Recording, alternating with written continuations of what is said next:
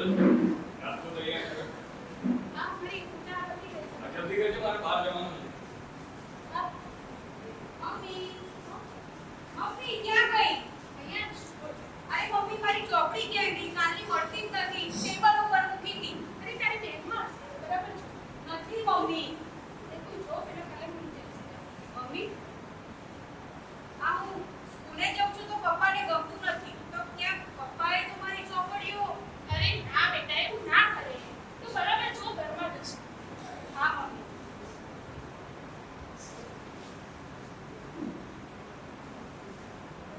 શું વાત કરતી?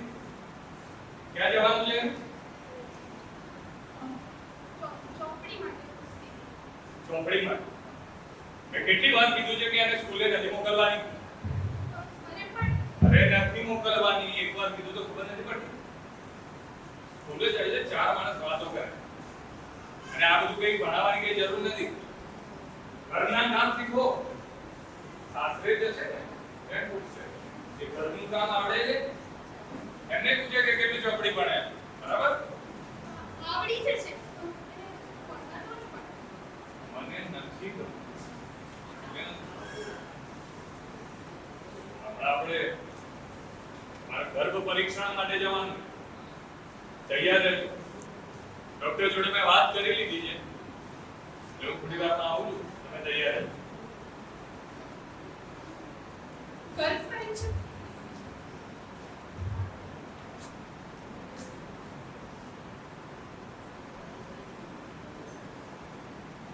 માં ઓ માં માં તું આજુબાજુમાં ના જોઈશ, હું તારા પેટમાંથી જ બોલું છું. માં મને તું દુનિયામાં આવવા તો દે. હજી મેં જન્મ પણ નથી લીધો અને તું મને મારવાની વાતો કરે છે. માં મારી આ સુંદર દુનિયા જોઈ છે. મારે દોડવું છે, કૂદવું છે, ઉછળવું છે. માં મને જીવનમાં મને મારીશ નહીં. માં મને મારીશ નહીં. બસ બહુ ગયું. હું ગર્ભ પરીક્ષા તો નહીં જ કરાવું અને ગર્ભપાત પણ નહીં કરાવું. દીકરી તો તુલસીનો ક્યારો હોય છે. નસીબદાર હોય ને એના ઘરમાં દીકરી હોય, અને જેના ઘરમાં દીકરી હોય ને ત્યાં દેવી દેવતાનો વાસ હોય છે. અને સારા નરસા પ્રસંગે કોઈ આવે કે ના આવે, દીકરી પહેલી દોડીને આવે છે. મારો દીકરો આવશે કે દીકરી આવશે, હું એને પ્રેમથી જન્મ કરીશ. પણ આ ગર્ભપાત એ તો નહીં જ કરે. એના માટે મારે જે પણ કરવું પડે ને એ કરીશ.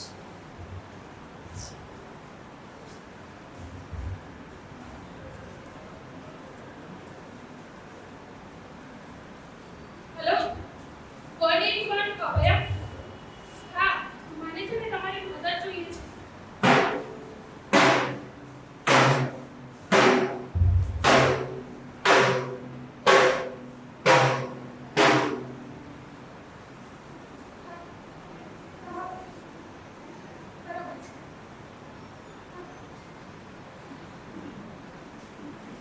બરાબર? આવ પહોંચું છું. હા હા નીકળું છું.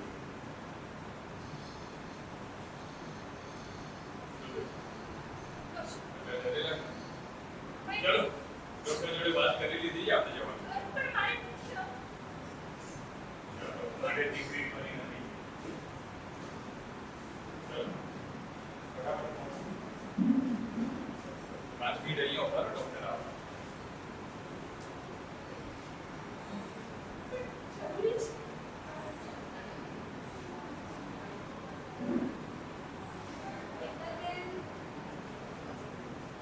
હા, મેં આપના માટે તમને વાત કરી. હા, અમે એમના હસબન્ડ છો ને? જી હા. હા, વેજી ભાઈ જી. આવો બેસો.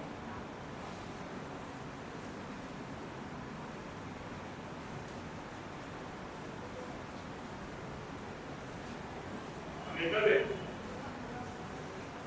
તમે એમના પતિ છો એમ? હા. એ શું કામ આવે છે? મારા વાઈફ પ્રેગ્નન્ટ છે એટલે રેગ્યુલર ચેકઅપ માટે આવે છે. રેગ્યુલર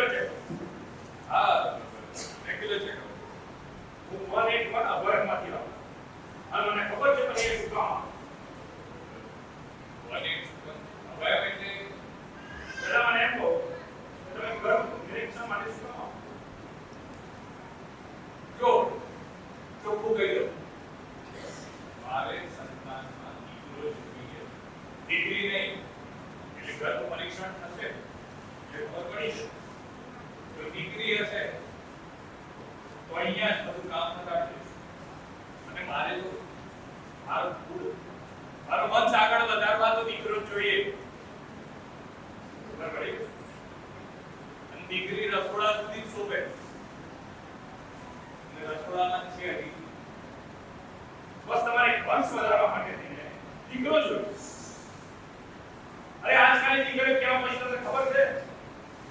રસ્તામાં નહીં, રસોડાથી ચંદ્ર સુધી પહોંચી છે. અરે આપણા દેશની દીકરીઓ જેવી કે રાણી લક્ષ્મીબાઈ, કિરણ બેદી, સુનિતા વિલિયમ્સ, કલ્પના ચાવલા, અરે જે ચંદ્ર સુધી પહોંચી એ દીકરીઓ, અને તમે બસ રસોડામાં રાખવા માંગો. અરે ઘર પરીક્ષા કરવામાં અને ઘર ઉપાડ કરવામાં ગુનો છે. 10,000 થી 50,000 સુધીનો દંડ અને 5 વર્ષ સુધીની તમને જેલ થઈ શકે છે. અને તમે ડોક્ટર, તમારો લાયસન્સ પણ રદ થશે અને આટલી સજા તમને પણ મળશે. સમજ્યા તમે? તો નીકળો અહીંથી. તમે મારી જેલમાં છો. ચાલો.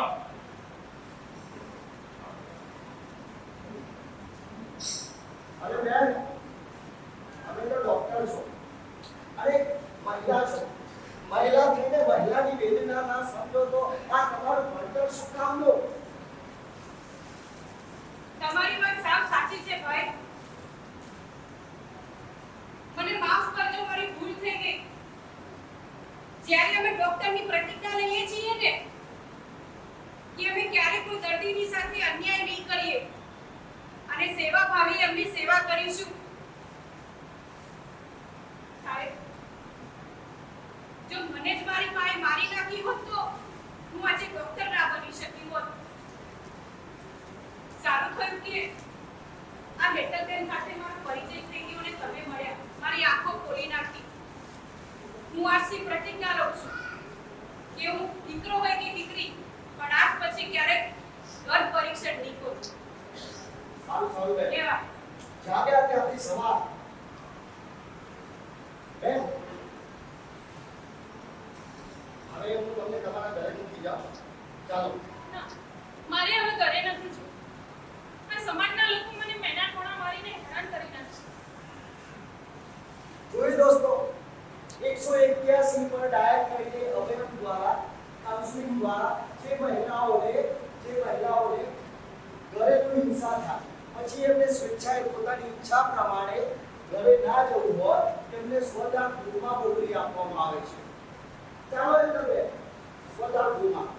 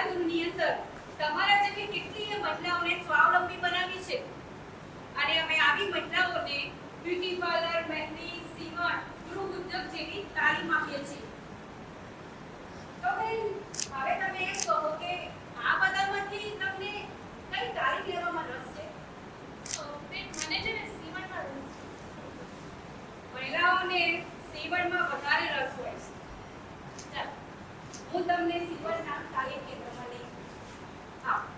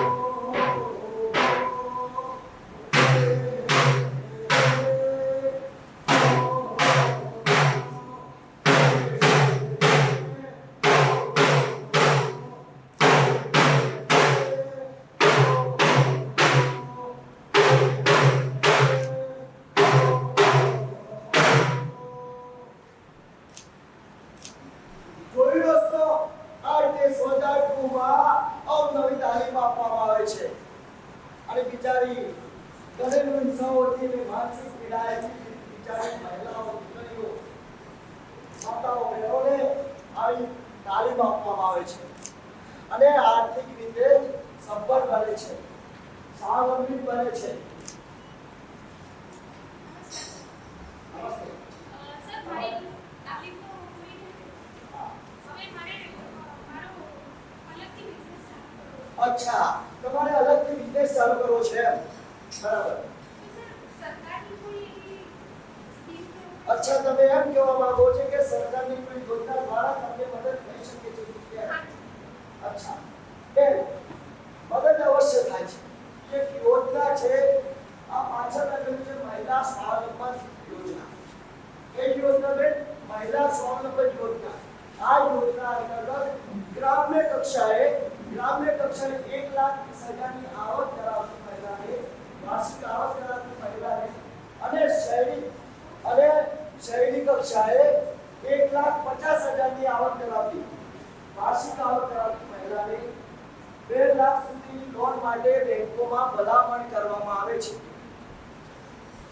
સર આમાં કોઈ સબસિડી કે હા બેન, સબસિડી અવશ્ય મળે છે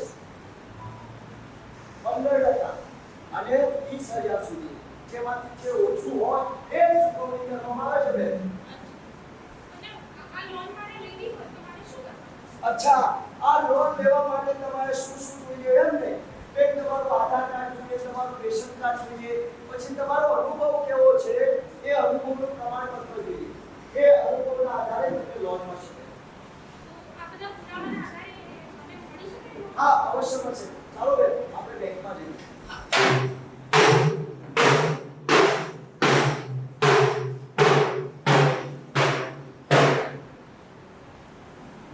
જોઈ દોસ્તો, આ તમે 181 ઉપર ડાયલ કરો એટલે મહિલાની પોલીસ વાન તમારા ત્યાં આવી જાય. એટલે જ્યાં ઘરેલું હિંસા બનતી હોય ત્યાં આવે અને ત્યાં આવીને તમારી સમસ્યા જાણવામાં આવે અને સમસ્યા જાણીને જો મહિલાની આગળ પાછળ કોઈ ના હોય તો તે સોદાની રૂમમાં લઈ જવામાં આવે અને મહિલા એના જીવનમાં આગળ આર્થિક રીતે સફળ થાય એ માટે એની યોગ્ય તાલીમ આપવામાં આવે અને યોગ્ય તાલીમ આપીને એ પોતાના પગ પર ઊભી થાય એ માટે આપણી સરકાર સતત પ્રયત્નશીલ છે.